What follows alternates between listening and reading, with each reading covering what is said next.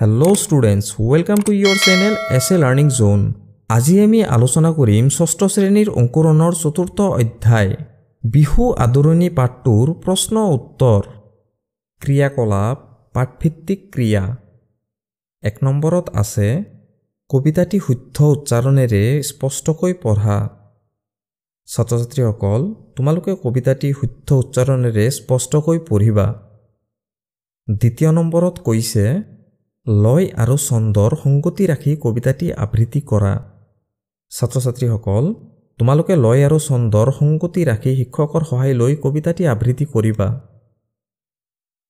3 number প্ৰশ্নটোত আছে চৰাইৰ বাহত থকা শব্দসমূহৰ অৰ্থ শব্দ সম্ভাৰ বা অভিধান চাই শিকি লোৱা।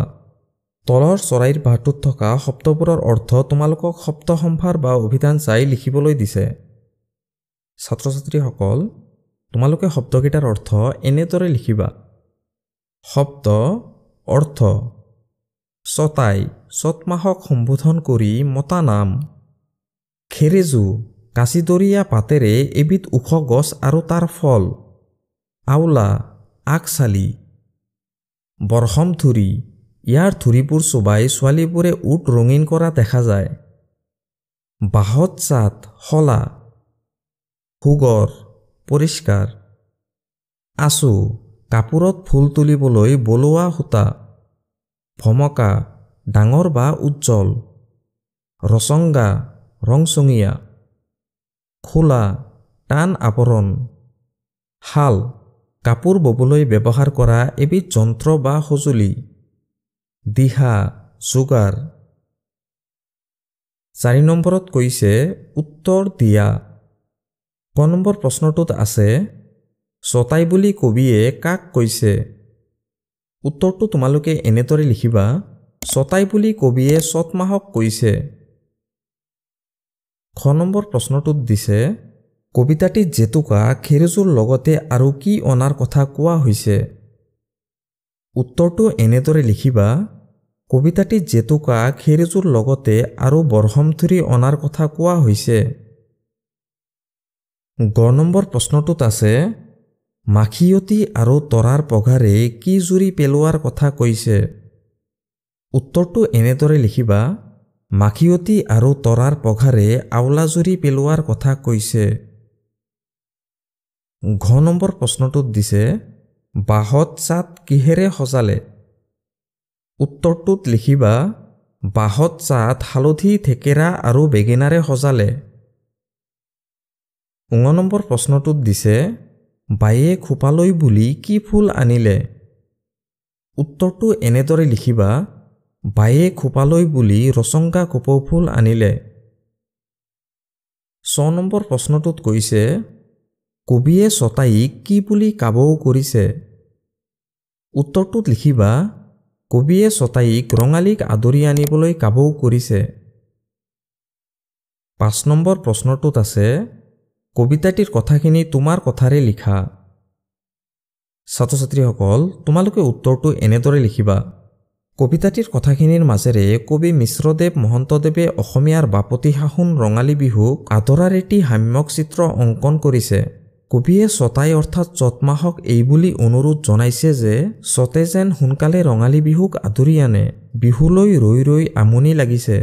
জেতুকা খেৰেজু বখৰ মথুৰি মখিয়তী পাত তৰাৰ পখা আদিৰ যোগাৰ হলেই গৰু বিহুৰ বাবেও হালধি থেকেৰা বেঙেনাৰে বাহত চাট সজোৱাও হল। ঢোল পেঁপা আদি বাদ্যও বজাবলৈ সাজু হৈ উঠিছে। আয়ে বোৱা গামোচা কাটি উলিওৱা হল। বায়ে কপৌ ফুল আনিছে। পিতায়ে নাহৰৰ ডালি আনিছে। খুৰীয়ে পিঠাৰ খোল পাতিছে। আইতাই থাপনাৰ সমূহো চিকুণাই থৈছে। গতিকে ছটায়ে সোনকালে ৰঙালী বিহুক আদৰি আনিব লাগে। 6 নম্বৰ প্ৰশ্নটোত কৈছে বাক্য ৰচনা কৰা। জেতুকা ৰঙালী বিহুৰ সময়ত ছোৱালীবোৰে হাতত জেতুকা বোলায়। ভমকা গীতাই গামোচাখনত ভমকা ফুল বাচিছে। আচু পেহীয়ে যে গামোচাত ইমান ধুনীয়া আচুৰ ফুল তুলিছে। শাল ৰেখাই এইবাৰ শালত গামোচা লগাইছে। দিহা আনৰ ভাল দিহাবোৰ মন দি শুনিব লাগে। তাৰপিছত 7 নম্বৰত দিছে লিংগৰ নিৰ্ণয় কৰি তালিকাপুৰ কৰা। ছাত্ৰ ছাত্ৰীসকল তোমালোকে উত্তৰটো এনেকৈ লিখিবা। পুলিংগ স্ত্ৰীলিংগ। পুলিংগত হ'ব পিতাই ককাই জোৱাই। স্ত্ৰীলিংগত হ'ব খুৰী আইতা বাইদেউ আই শাহু ননন্দ। ৮ নম্বৰ প্ৰশ্নটোত দিছে শব্দবোৰ বহুবচনত প্ৰকাশ কৰা। শব্দবোৰত দিয়া আছে ককাই গামোচা মানুহ পিঠা আৰু বাইদেউ। ছাত্ৰ ছাত্ৰীসকল তোমালোকে উত্তৰটো এনেকৈ লিখিবা। এক বচন বহু বচন। ককাই ককাইহঁত। গামোচা গামোচাবোৰ। মানুহ মানুহবিলাক। পিঠা পিঠাখিনি বা পিঠাবোৰ। বাইদেউ বাইদেউহঁত। ৯ নম্বৰ প্ৰশ্নটোত আছে অৰ্থ প্ৰকাশ হোৱাকৈ তলৰ শব্দবোৰেৰে বাক্য সাজা। ছাত্ৰ ছাত্ৰীসকল তোমালোকে উত্তৰটো এনেকৈ লিখা। টকা ৰুমিৰ দেউতাকে চাকৰি কৰা ঠাইৰ পৰা ঘৰলৈ টকা পইচা পঠাই থাকে। টকা ৰমেনে বিহু নাচোতে বজাবলৈ এটা টকা সাজিলে। বাট কোমোৰা আৰু হাঁহৰ আঞ্জা খাই মাৰ বাট বিষ নাইকিয়া হ'ল। বাট ৰহিমলাই চোতাল বাট সাৰি গধূলি প্ৰাৰ্থনা কৰিবলৈ গ'ল। থাল বাইটিয়ে চীনামাটিৰ থালবোৰ লাহে লাহে ধুই আছে। থাল ৰমেনে গছত উঠি থালবোৰ কাটি আছে। জুৰি আমাৰ গাঁৱৰ মাজেৰে এটা জুৰি পাৰ হৈ গৈছে। জুৰি গোটেই অসম জুৰি বানপানীয়ে বোৱাই পেলাইছে। ১০ নম্বৰ প্ৰশ্নটোত আছে ৰচনাৰ আৰ্হিত বিহুৰ বিষয়ে ১০টা বাক্য লিখা। ছাত্ৰ ছাত্ৰীসকল তোমালোকে উত্তৰটো এনেদৰে লিখা। বিহু অসমৰ জাতীয় উৎসৱ। বিহু তিনিটা বহাগ বিহু মাঘ বিহু আৰু কাতি বিহু। বহাগ বিহুক ৰঙালী বিহু মাঘ বিহুক ভোগালী বিহু আৰু কাতি বিহুক কঙালী বিহু বোলা হয়। কাতি বিহুত তুলসী তল ধাননি পথাৰ ভঁৰাল আদিত ভক্তিৰে চাকি জ্বলাই লখিমীৰ আবাহন কৰা হয়। ভোগালী বিহু ভোগৰ উৎসৱ। এই বিহুত মেজি আৰু ভেলাঘৰ সাজি বিহুনাম গাই লগ ভাত খোৱা হয় আৰু বিহুৰ দিনা মেজি জ্বলাই অগ্নি দেৱতাক পূজা কৰা হয়। চত মাহৰ শেষৰ দিনাৰ পৰা ৭ দিনলৈ ৰঙালী বিহু পালন কৰা হয়। গৰু বিহু দেৱতা বিহু মানুহ বিহু আদি নামেৰে বহাগ বিহুৰ প্ৰতিটো দিন পালন কৰা হয়।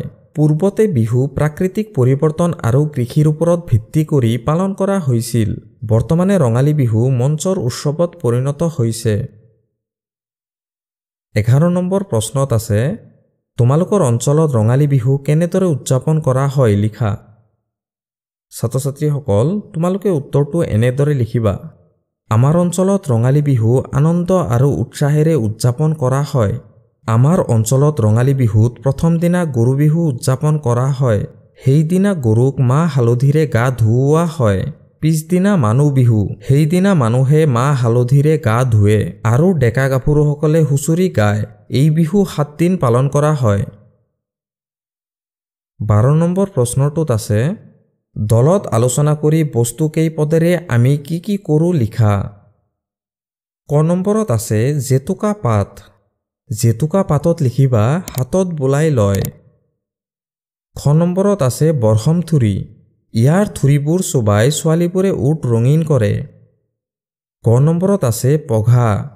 পঘাই দি আমি গৰু বান্ধো। ঘ নম্বৰত আছে কপৌ ফুল। কপৌ ফুল বহাগ বিহুত ছোৱালীবোৰে খোপাত বোলাই লয়। ঙ নম্বৰত আছে বিহুৱান। এইখনেৰে মান্যৱান ব্যক্তিক সম্বোধন জনায়। ছ নম্বৰত আছে মাখিয়তী। এই গছৰ পাতেৰে গৰু বিহুৰ দিনা আওলা বনাই আৰু গৰুক কোবোৱা হয়। ১৩ নম্বৰ প্ৰশ্নটোত দিছে তলত উল্লেখ কৰা বাদ্যসমূহৰ কোন কেইবিধ বাদ্য বিহুগীত বা বিহুনাচত ব্যৱহাৰ কৰা হয় দলত আলোচনা কৰি লিখা। উল্লেখ কৰা বাদ্যসমূহ হ'ল পেঁপা গগনা ঢোল হাৰমনিয়াম খোল সুতুলি তাল ঢাক টকা গীটাৰ। ছাত্ৰ ছাত্ৰীসকল তোমালোকে উত্তৰটো এনেকৈ লিখিবা। বিহুগীত বা বিহুনাচত ব্যৱহৃত বাদ্য কেইবিধ হ'ল পেঁপা গগনা ঢোল সুতুলি তাল আৰু টকা। ১৪ নম্বৰ প্ৰশ্নত দিছে তাঁতশালৰ সঁজুলিবোৰৰ ব্যৱহাৰৰ বিষয়ে শিক্ষকক সুধি জানি লোৱা।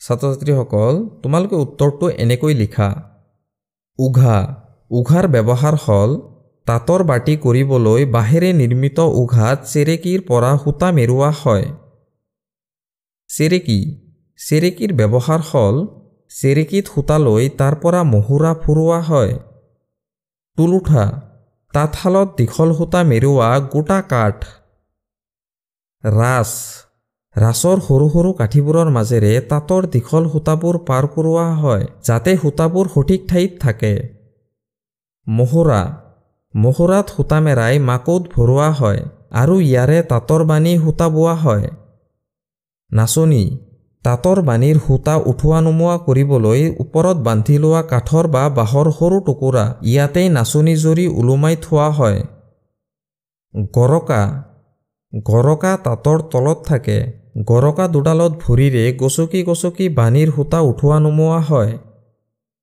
যঁতৰ যঁতৰেৰে মহুৰা ফুৰোৱা হয় নেউঠনি পাজিত সূতা কটাৰ আগতে নেউঠনিৰে কপাহৰ গুটি আঁতৰোৱা হয়